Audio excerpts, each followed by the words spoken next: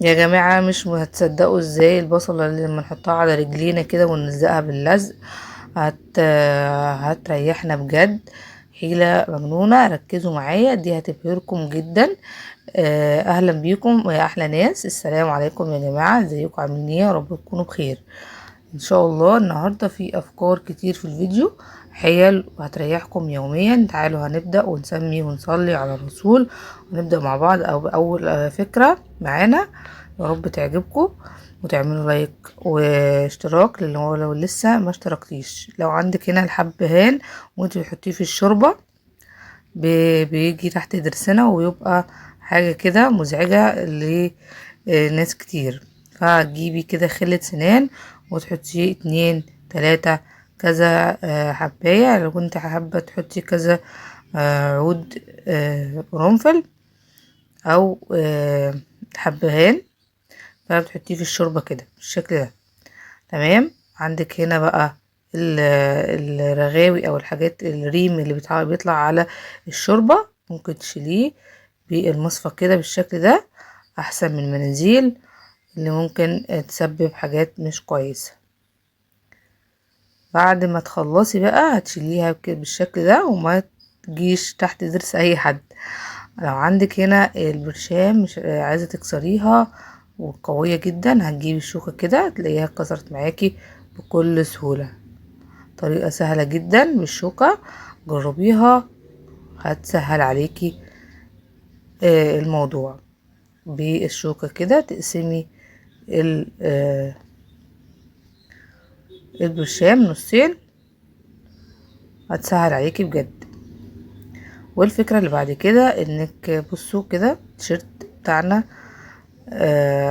اتخلعت منه الحاجة دي اللي بتبقى موجودة. هنجيب كده شرموه بتاع عصير ونحطها كده بقى، حتى لو بالذات لو كان نفس اللون انا هغير التانية برضو، بس هوريكم الفكرة دي. هقصها كده بالشكل ده وهنحطها كده ونمشي عليها النار، هتلاقيها معاكي سبتت. وممكن تعملي الاتنين بنفس الشكل او تجيبي نفس اللون لو حابة.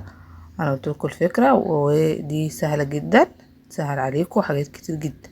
ممكن كمان في رباط الكوتشي. عندنا هنا الدواية بتاعة اللندا اهي، شايفينها؟ هنشيل بس منها، احنا هنحتاج دي بس. وهنجيب طبق شكله حلو كده وهنلزقه باللزق. الفكرة دي حلوة جدا. هتبقى عندنا اي حاجة ممكن نحطها للضيوف، حاجات مسكرة، بوتيفور، بسكوت. ممكن نخليها كمان البونبوني والمكسرات والشوكولاتة لو ما عندناش بتاعت الحلويات. والفكرة دي بتاعت الازاز لما بنيجي عايزين نحفظهم كده او نعينهم، ساعات بنحتاجهم تاني في افكار كتير، فلازم نخليهم عندنا. فالشنطة مش مكفية نحط فيها الازايز. فهنعمل ايه؟ هنعملهم فكرة سهلة جدا وبسيطة. هتجيبي الشنطة كده وتفتحي الازازة ومن جوه الغطا والازازة من بره، وتقفلي كده الازايز كلها. تعملي نفس الفكرة، هتاخد كمية ازايز كتيرة جدا في شنطة واحدة. يعني ممكن قد الازايز دول مرتين 3 هتشيل معاكي. بصوا كده ولسه الشنطة مش مليانة خالص. عندنا كيس الصلصة لما بنيجي نفضيها بنفضيها بالشكل ده، وبنقعد نعصر فيها كده للاخر عشان نطلع كل الكمية. بص انا جبت اخرها خالص وعمالة اطلع علشان اوريكم لو فيها حاجة. خلاص كده خلصت اللي احنا عملناه. الفكرة دي مش قد كده، ممكن تجيبي حلة، اي حلة عندك هتستخدميها تعملي فيها الاكل مثلا. فهتجيبي كده كيس الصلصة ونحط عليه الغطا ونشد بالراحة جدا. انا لسه افتحها للاخر احسن عشان كله يطلع مرة واحدة اهو. شديها بكل سهولة بالراحة، هتلاقيه كل الصلصة طلعت معاكي اهي من دون تعب ولا اي حاجة. بصوا بقى، افتحي الكيس ده وافتحي الكيس ده، مش هتلاقي فيه ده اي حاجة. وده مع ان فضيته بجد وعصرته جامد هتلاقي فيه لسه صلصة. الطريقة دي سهلة جدا، بتاعة الحلة جميلة جدا، جربيها هتعجبك وهتسهل عليكي. الناس اللي بتحب تجيب صلصة، بس انا عامله لكم كذا فيديو للصلصة لو حابين تشوفوه على القناة، جربوها وهتعجبكم. لو عندك كيس شيبسي كبير وجايباه ومكلتوش او الطفل مكلهوش وعايزة تقفليه تاني علشان بيبقى طري ومش حلو، فالفكرة دي حلوة جدا، جربيها هتنفع معاكي، مش هتبهدل. كمان لو حطاه في شنطة ولا حاجة مش هتبهدل الدنيا.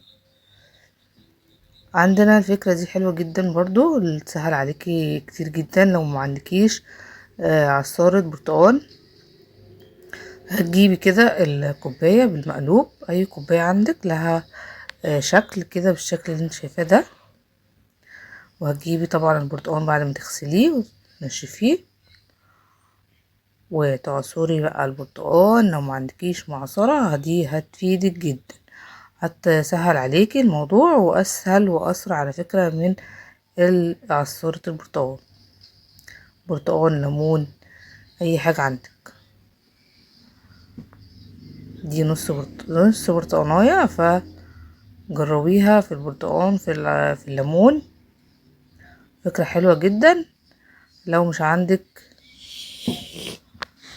العصارة، عندي هنا الفكرة دي حلوة جدا. عندي هنا كانت شمسية وباظت واتقطعت كمان من النص، ويعني اتبهدلت. لو اي لون طبعا، اي حاجة عندك هتشيليها كده وتاخديها اي لون اي حاجة، المهم احنا عايزينها تاخدي المقاس بتاعك مظبوط. ممكن تقيسيها لو حابة، او انا دي كبيرة جدا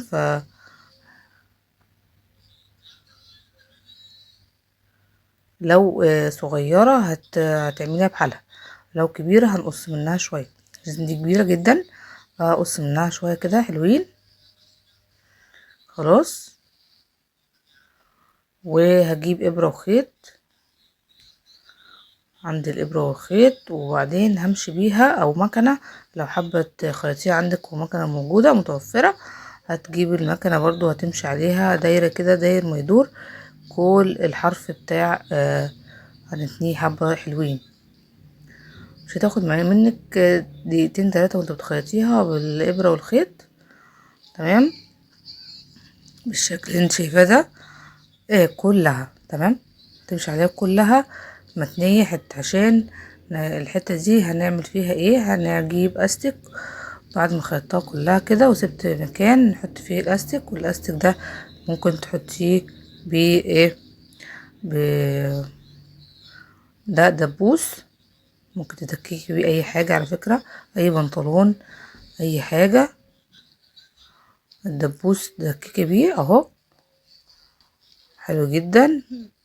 او بنسة شعر برضو نفس الموضوع، هتلاقيكي دككتي بيها كل اي حاجة عايزة تدككي بيها تدككي بشورت زعبوط مثلا اي حاجة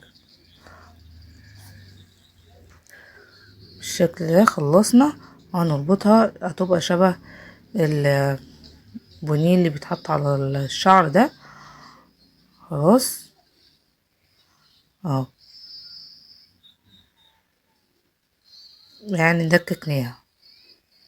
ممكن تعمليها بخيط او بالاستك احسن، الاستك بيتسع وكمان معاكي وتروحي فكه الدبوس وتربطيها بالشكل اللي انتي شايفاه ده.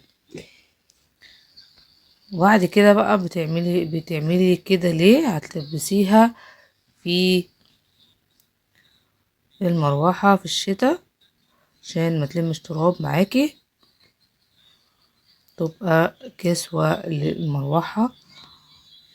لما بتسيبيها كده بتتملي تراب وبتبقى مليانة تراب بجد، بتبقى تأثر كمان لما تيجي تشغليها بعد كده، بتأثر التراب بيأثر على المروحة.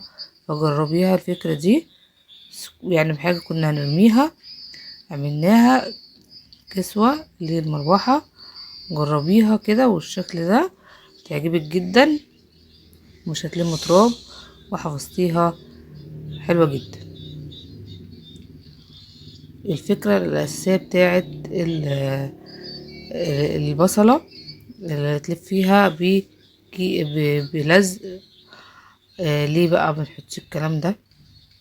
زمان كان بيجيبوا كده الورق ده، ورق البصل، لا قدر الله لو حد عنده حباية او دمل او حاجة، بيروح حاطين عليه البصل ده، تصحى الصبح يلاقيه يطلع كل الحاجات الوحشة اللي فيه، ربنا عافينا ويشفي كل مريض.